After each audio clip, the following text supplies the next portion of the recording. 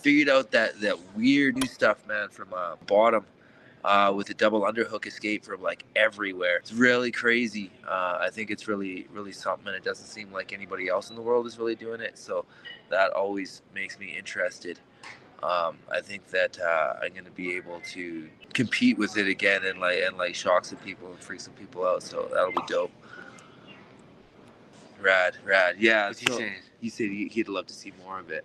Yeah. Like the competing and stuff. I'm kind of like starting to change the way I'm doing things a little bit. Like I got real deep into the overhead, be over top of everybody all the time, and I knew that there's efficacy in being underneath as well.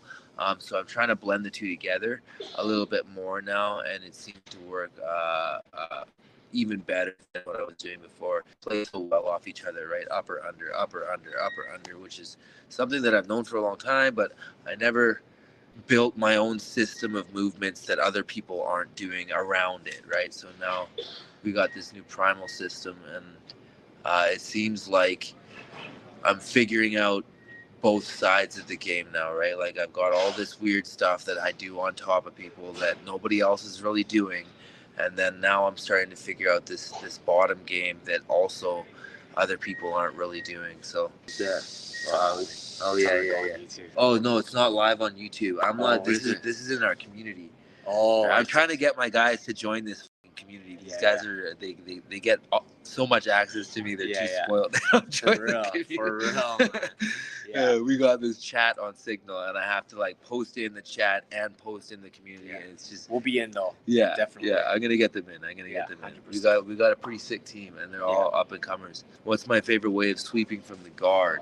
From the full guard, I would say probably pendulum from the full guard. I'm not a massive fan of full guard for MMA. It's one of the hardest places to get up from. So then, actually from the full guard, I would go to K guard. Yeah. I think that's the clamp guard and K guard. So from full guard, this is the real answer. From full guard, I would go clamp guard, which is setting up triangles, setting up omoplatas, like the upper top parts of the body attacks. And then when the person postures, because this inevitably everyone's on K, right? And they're starting to go away from it now because at the elite levels of jiu-jitsu, we were talking about this last night. At the elite levels in jiu-jitsu, K is getting shut down, so everybody's going to false reap and inside spinning. Everybody's trying to go inside spin instead of outside spin now. And again, I think you play both of them, one off the other. That works really well. So full guard, clamp, K, right? Guy postures up and go K, and then you can go to K guard. From K, you can go to backside 50, or you can pull the leg across and go to frontside 50. I'm pretty sure this is in the anti-wrestler course. I forget now all the time what I've already shot and like what I've talked about, but I'm pretty sure it's in the anti-wrestler course. If not, we'll put it in. And then from 50, like if you're in 50-50, that's so much control. If the person can put weight on you, they can ground and pound you. And that's the problem with leg locks, right? It's easy for people to get weight on you and smash your face in with punches. But if you've got 50-50, they're not getting their weight on you, because as soon as they try to put their weight on you, you throw it off. You have their hip, right? So it's real key. It's not 50-50 though in MMA. Don't think of it like jiu-jitsu, like we both have the same opportunities, right? Think of it as like, how can I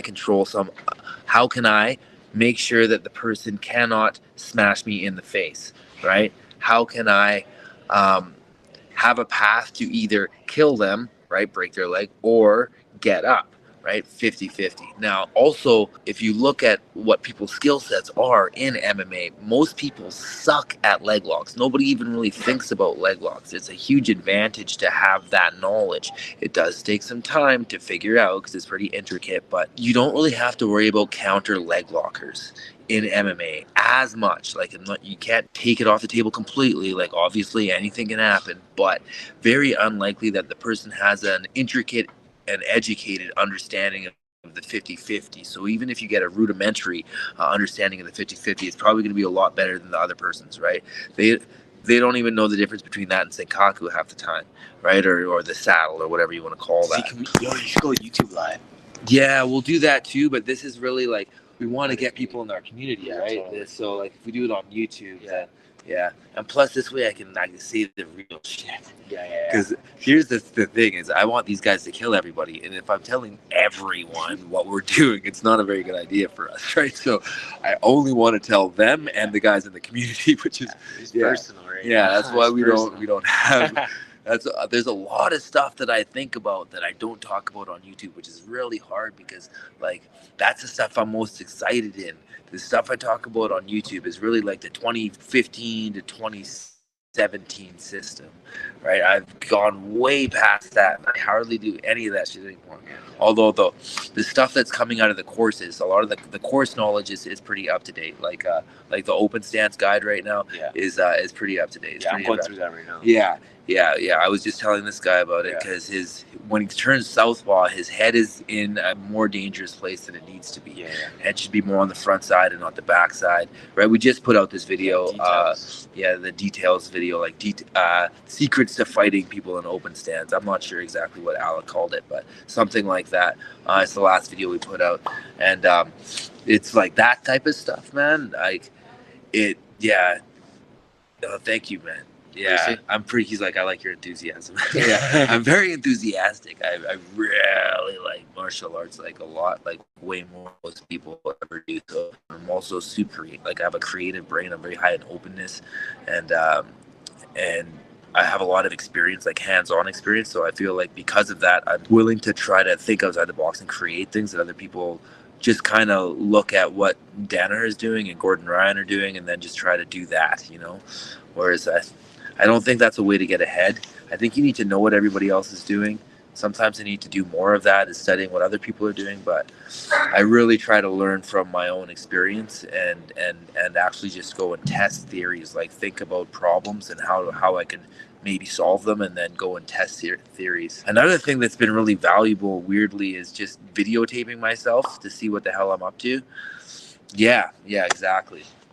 Test and iterate, because sometimes, because of the amount of training and experience that I have now, my body will do things that my conscious mind isn't really aware of. So just watching my tapes is like, oh, okay, that's what I fucking did there. I remembered it was really cool when I was rolling, but I had no idea how it happened. So like going back and like, oh, okay, here's what I'm doing, and then going and trying to recreate that and test it again. Like that's how I figured out all these weird chokes, man. The Ajaya choke, where I'm just behind the person. I just have their head super long shape, just pulling their head off, right? And I do another version of that with the back of my shin in like behind their head as well. I call it the Umoya choke. It's just my daughter's names. Just call it naming chokes after them. But like I just did those randomly, like intuitively, instinctually in the moment, and then had to go back and analyze it and try to make it better if possible, and then try to recreate it. It's pretty rad. But I can't really share all of that stuff on YouTube, which is unfortunate because I know it would do really well, but we got to go and kill the world first. Yeah, exactly. Reverse engineer it. See, you sound like a smart dude. I don't know all these words. I didn't think to call it reverse engineer, but that is the correct term. I've heard people say that a lot. I prefer to do whatever stance the other person sucks at.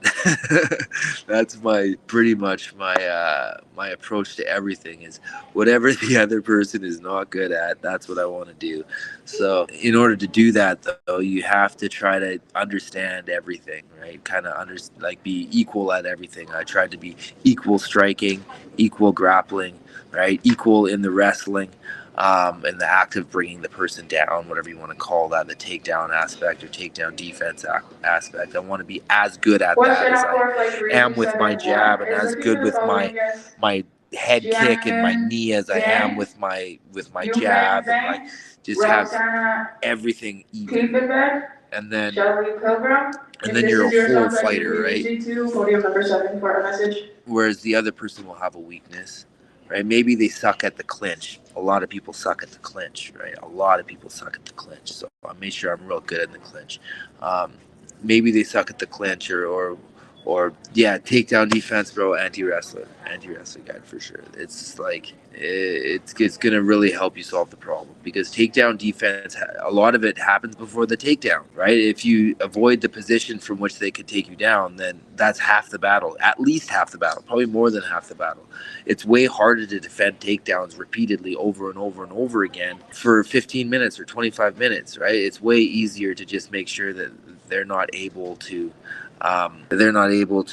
even engage in a grip, especially the open stance, closed stance stuff. Like, really, no one taught me that shit.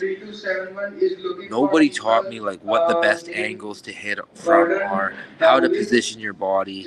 Like, it was just me figuring it out, and then looking online. A lot of YouTube really helps, and just even watching what other people are doing, with even without anybody saying anything or specifically. But then there's been a lot of breakdowns that have been pretty helpful as well from different people on YouTube. But I really had to start figuring out stuff for myself after 2014. After I got knocked out a couple times, it was like, man, like, I'm good at what I do, I know, but there's like there's I'm still losing to fighters that I don't believe know as much as I do, you know. So I had to really figure out a way to get ahead of people.